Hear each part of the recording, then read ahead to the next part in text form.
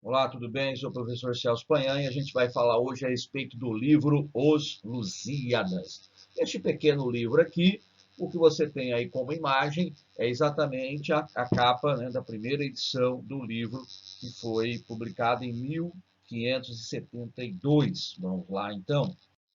Bom, primeiramente é preciso contextualizar o livro dentro do classicismo, lembrando que o classicismo teve como marco inicial o ano de 1527, quando um poeta chamado Francisco Sá de Miranda, que morou um tempo na Itália e tal, ficou 6 anos lá, trouxe da Itália o chamado doce estilo novo, não é? Bom, também é um momento que marca, né, nós estamos no século XVI, marca definitivamente o declínio do sistema feudal e a afirmação do mercantilismo, que já tinha sido iniciado no século anterior, com as navegações, as descobertas dos portugueses. Outro ponto importante é que a língua portuguesa se separa de maneira definitiva do galego português. Você deve lembrar, né, que no trovadorismo e mesmo no humanismo, a língua utilizada pelos poetas era o galego português. E agora a gente vai ter a língua portuguesa, com certeza. Muito bem. Bom, e aqui nós temos então o Luís de Camões, que é o autor dos Lusíadas. Importante lembrar que ele escreveu também poemas líricos, escreveu sonetos, vilancetes. Aliás, o soneto é o doce estilo novo, de que fala lá o Francisco Sá de Miranda. E esse poema épico. E o que é um poema épico? É um poema em que a gente tem uma narrativa, a história, né, de algo grandioso. Pode ser uma guerra, pode ser uma aventura, pode ser uma conquista, não é?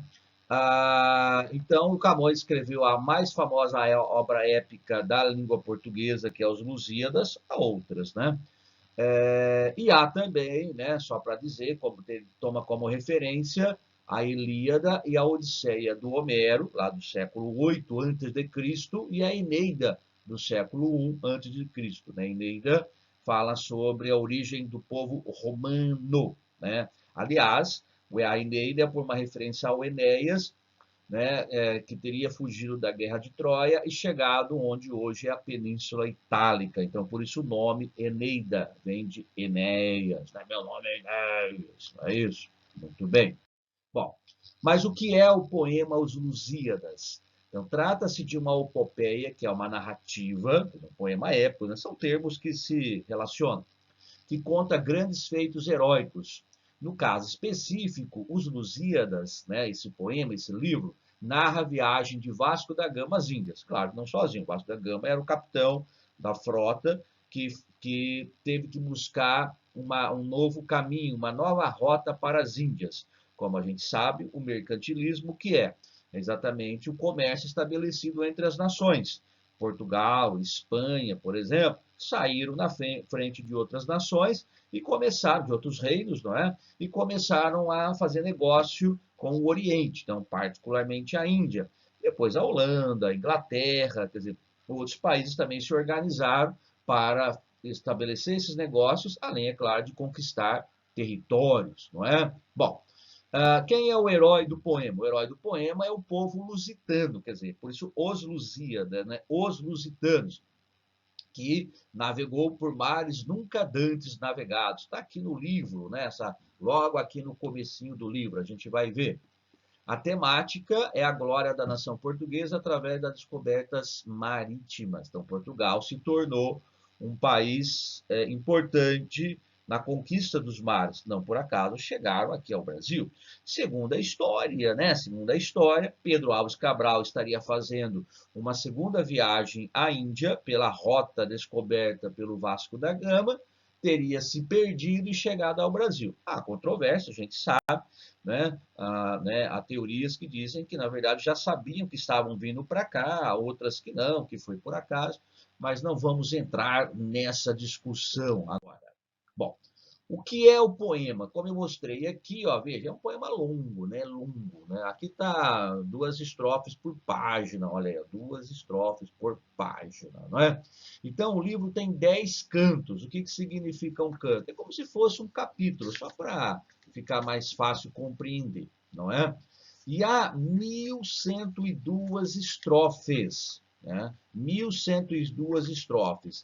Essas estrofes são todas escritas do mesmo modo, seguindo o padrão clássico, ou seja, são oitavas, né, de decassílabos heróicos. O que significa isso? Olha aqui, ó. Significa que cada estrofe tem 8 versos, oito linhas, 8 versos. E cada verso tem 10 sílabas poéticas, obedecendo sempre ao mesmo esquema rítmico, ou seja, a primeira rima com a terceira e com a quinta, a segunda, ou melhor, o verso, né? O primeiro verso rima com o terceiro e o quinto verso, o segundo verso rima com o quarto e o sexto, e o sétimo e o oitavo rimam entre si. Todo poema é escrito desse modo, né? E é importante dizer que ele apresenta, então, 3 planos narrativos. Olha aí, ó. A primeira, a própria viagem, né, liderada pelo Vasco da Gama, que é a ação central do poema, quer dizer, ir até a Índia por um novo caminho. Há também a história de Portugal, pelo menos alguns acontecimentos, contada pelo Vasco da Gama a um rei de Melinde, onde eles aportaram. E há também, paralelamente a isso, a história dos deuses, que corresponde à retomada da mitologia greco-romana, ou seja, o livro tem elementos históricos e tem elementos mitológicos, né? Os deuses, alguns são favoráveis, outros contrários à viagem. Então aqui a gente tem, olha, veja, Portugal fazia essa rota aqui, ó, pelo Oriente Médio, ó, mais rapidinho, né? Chegava à Índia rapidinho. Aí esse canal aqui é o chamado Canal de Suez, que nessa região foi fechado, e Portugal teve que encontrar um novo caminho. Então, esse novo caminho foi contornando a África, já se conhecia esse caminho, mas nunca se tinha chegado até aqui, ó, ao sul da África, aqui que é conhecido como Cabo das Tormentas, ou Cabo da Boa Esperança. Aqui é Melinde, onde eles chegam, né, primeiramente, a região aqui, ó, Moçambique, né, enfim. E depois de Melinde vão até Calicut, né, que é na Índia. Então, veja, uma rota bem mais longa. Essa viagem se deu, né, em 1498. 1498. 1500 seria a segunda viagem, não é isso? E o Camões, então, que foi para a Índia, né? Ele foi para, na verdade, para Macau, na China, mas passou pela Índia, conheceu esse caminho, escreveu o poema Os Lusíadas em homenagem né, a esse feito heróico dos portugueses, que fez com que Portugal se tornasse um grande império. A gente sabe, há muitos países que falam língua portuguesa por conta da expansão marítima. Nós aqui no Brasil, Moçambique, Angola, Timor-Leste, Macau, né? Enfim, então, algumas regiões em que se fala o português como língua oficial. Cabo Verde. Aqui é o início do poema, ou seja, é a primeira estrofe do poema. Então, ó, 8 versos. Ó. As armas e os barões assinalados que da ocidental praia lusitana, por mares nunca de antes navegados, passaram ainda além da Taprobana. Taprobana é o lugar mais conhecido, né? O lugar mais distante. Em perigos e guerras esforçados, mais do que prometia força humana, e entre gente remota edificaram, novo reino que tantos sublimaram. Olha a rima, ó, assinalados, navegados, esforçados. Então, o AA, Lusitana, Tapobrana, força humana, BBB, e edificaram, sublimaram, CC. Todo poema é assim, né? Todo poema. Olha a outra estrofe. E também as memórias gloriosas daqueles reis que foram dilatando a fé, o império e as terras viciosas de África e de Ásia andaram devastando. E aqueles que por obras valerosas se vão da lei da morte libertando, cantando espalharei por toda parte, se há tanto me ajudaram o engenho e a arte. Então, olha as rimas. Bom, como eu disse, o poema tem 10 cantos, eu vou fazer um resuminho de cada canto, para que você possa, pelo menos, ter uma ideia. Então, primeiramente, começa com o pedido de inspiração às ninfas do Rio Tejo, a dedicatória ao rei de Portugal na época, que era o Dom Sebastião, e já na estrofe 19 se inicia a narração da viagem do Vasco da Gama, né? Referindo brevemente que a armada já se encontra no Oceano Índico, quer dizer, já estava lá na frente, no momento em que os deuses do Olimpo se reúnem em concílio convocado por Júpiter para decidirem se os portugueses deverão chegar à Índia ou não. Então, com o apoio de Vênus e Marte, e apesar da oposição de Baco, a decisão é favorável aos portugueses. Ou seja, alguns deuses vão ajudar a viagem, né, como Vênus e Marte, outros vão atrapalhar, como Baco e Netuno, né, o rei dos deus dos mares. Já no canto 2, nós temos o rei de Mombasa, que é influenciado por Baco, convida os portugueses a entrar no porto para os destruir. Vasco da Gama, ignorando as intenções, aceita o convite. Vênus afasta a armada. Vasco da Gama, percebendo o perigo que corria, dirige uma prece a Deus. Mercúrio é enviado à Terra, em sonhos indica a Vasco da Gama qual o caminho seguir, né, para poder chegar em segurança. Tá? Bom, após uma invocação do poeta Calíope, né, quer dizer, uma ninfa, Vasco da Gama inicia a narrativa da história de Portugal. Começa por referir a situação de Portugal na Europa e a lendária história de Luz e Viriato. Destaque para o episódio desde Castro no reinado de Dom Afonso IV. O que significa isso? Só para entender.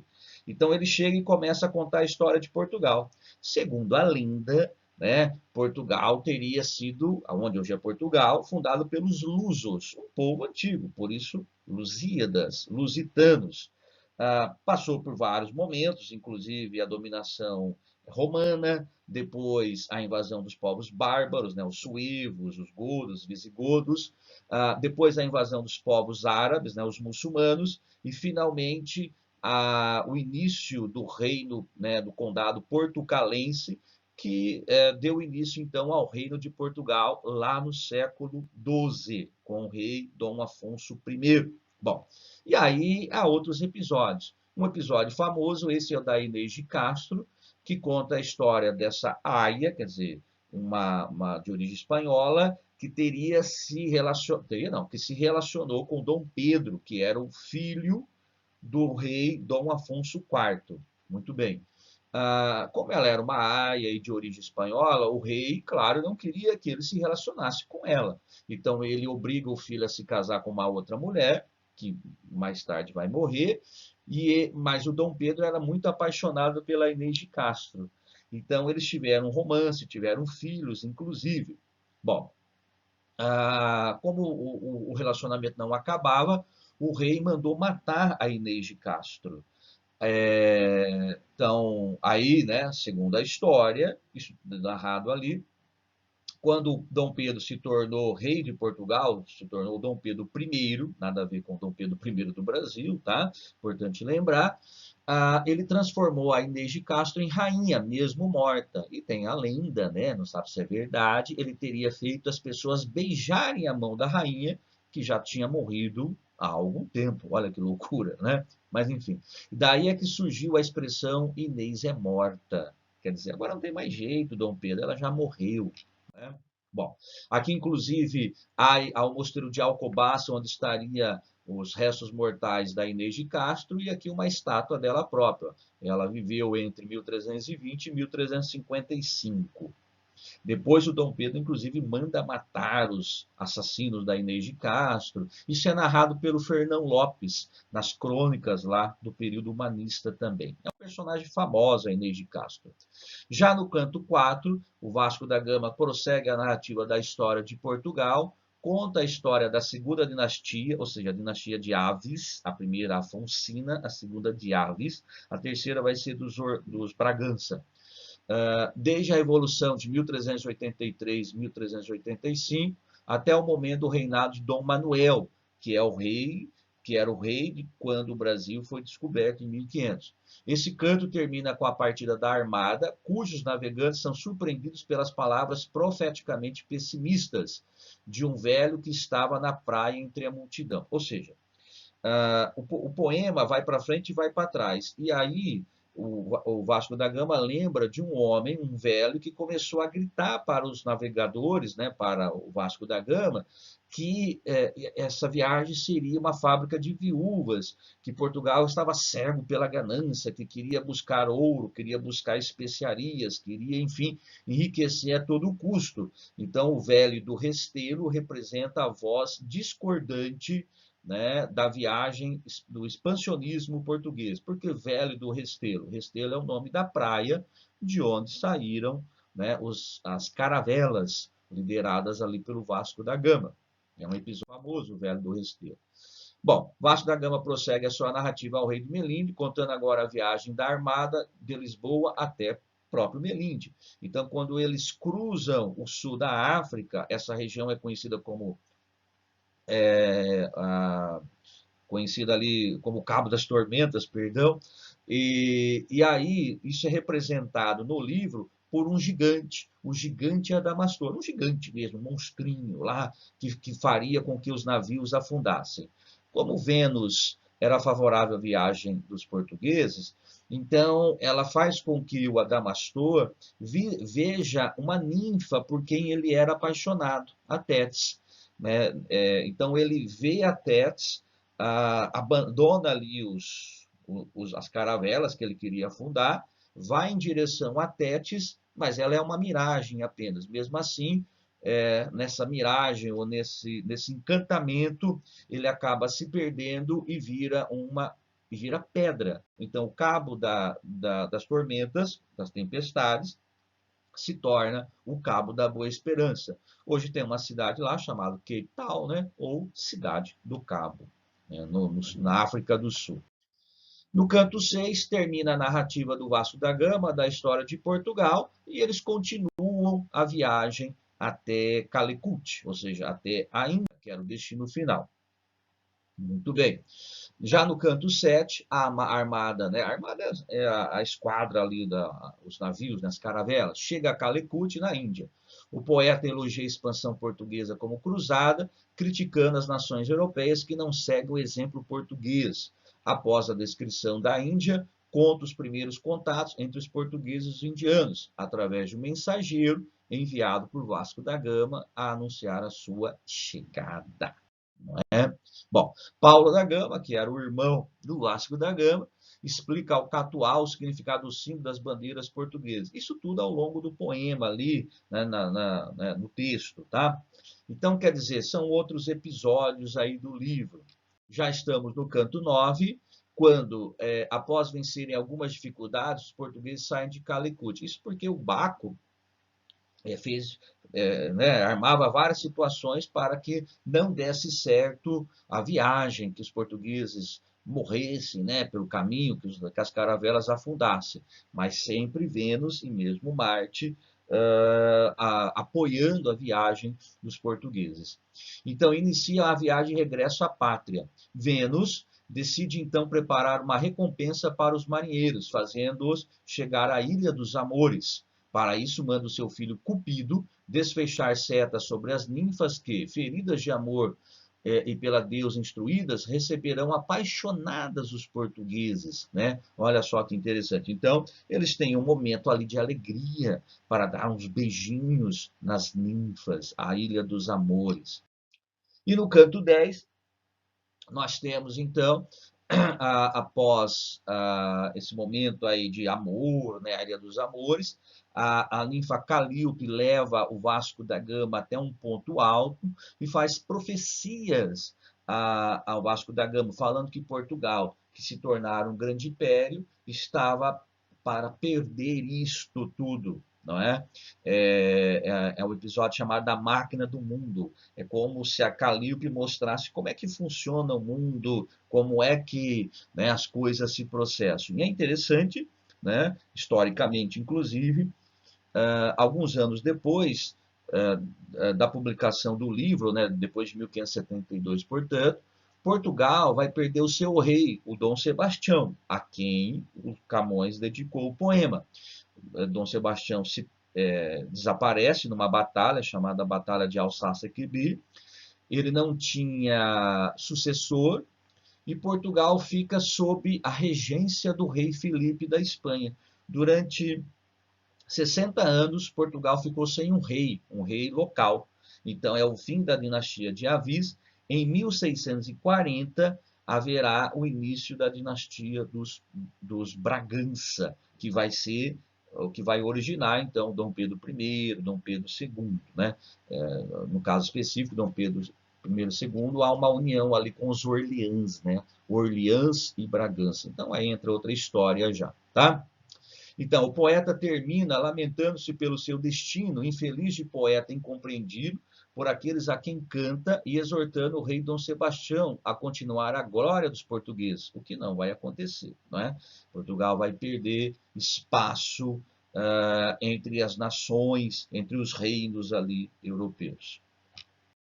Bom, aqui é um quadrinho, né? Esse livro já foi transformado em história em quadrinhos. Essa aqui é uma das edições, né? No caso específico, A Ilha dos Amores. Mas continuando.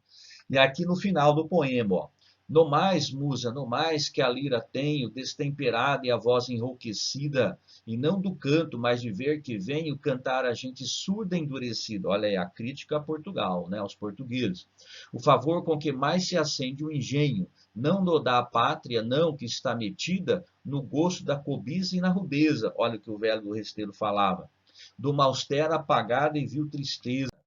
E não sei por que influxo do destino não tem um ledo orgulho e geral gosto, que os ânimos levanta de contínuo a ter pera trabalhos ledo rosto. Por isso vós, ó rei, que por divino conselho estai no régio sólio posto, rei Dom Sebastião, olhai que sois, e vede as outras gentes, senhor só de vassalos excelentes. Né? Então é um momento final aí do poema. Em resumo, é um poema muito importante porque conta a história de Portugal e normalmente assim em vestibulares, provas, há o destaque para os seguintes episódios: o Concílio dos Deuses, que é quando se decide se vão apoiar ou não a viagem dos portugueses, a história da Inês de Castro, que eu resumi aqui rapidamente, a história do velho do Restelo, que critica a viagem dos portugueses, a história do gigante Adamastor, não é? A passagem ali do Cabo das Tormentas, que vira Cabo da Boa Esperança, a Ilha dos Amores e o episódio final com a chamada Máquina do Mundo. Normalmente, são esses os episódios que mais caem, que mais são cobrados em vestibulares e até em Enem, quando é o caso de cair também. Tá legal? Então, é isto. Com isso, terminamos aqui essa videoaula. Espero que tenham compreendido. É apenas uma introdução, mas né, importante é ler o poema. Não é um poema fácil de ler, mas seria interessante, seria importante ler um pouco, ao menos, conhecer um pouco mais sobre esse poema, que é um dos mais importantes né, da literatura mundial e, claro, da literatura de língua portuguesa. É isso aí, grande abraço, até a próxima.